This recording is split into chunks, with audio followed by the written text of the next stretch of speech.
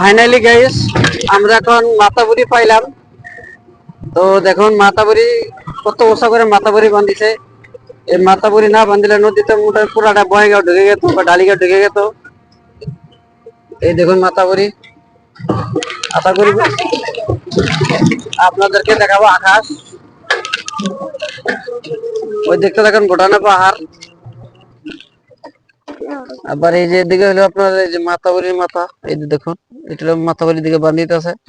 এখন পুরাটাই যাবে এদিকে, আপনারা ভিডিওটা দেখতে দেখুন। এদিকে হলো আপনার এই যে দেখুন মাতাবুরি একদম ব্যাংক তুল যা পাইছে। এই যেগুলো হলো বস্তা, কালা বস্তা মাছটা তো নিয়ে এসে বান্ধিছে। এগুলো হলো নদী বান্ধার খুঁটি। এগুলো খুঁটিতে নদী বাঁধে আর কি, বস্তার মাঝখানে মাঝখানে খুঁটা দিয়ে দিয়ে দিয়ে দিয়ে দিয়ে তারপর খুঁটা গিলা গাড়ে, নাহলে বস্তা গুলো পরে নদী লগে পানি লগে ভেসে যাবো, তাই এটা খুঁটিতে প্রোডাকশন দেয়। ফাইনালি গাইস এই যে আমরা এখন নদী চলে এসে উঠলাম। এই সাগরটা আমাদের এখন পার হতে হবে। দেখুন কত নদীর চর। এলো ফাইনালি পাত্রা আমরা আইছি। আমরা এটা পাত্রা বলে কই, আপনারা আবার কি গান দেখুন চারিদিকে খালি পাত্রা পাত্রা। দেখতে দেখুন পুরাটা, পুরা ভিডিওটা ভালো লাগবে।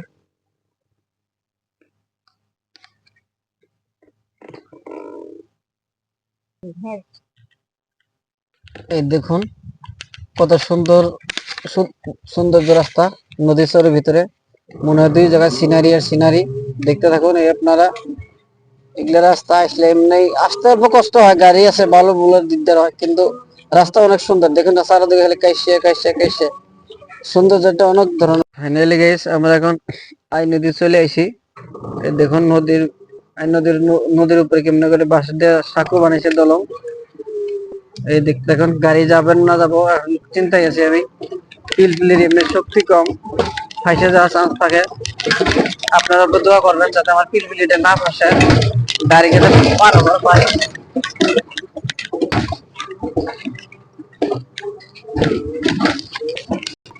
এই নদীর অবস্থা এই, এই দেখুন নদী।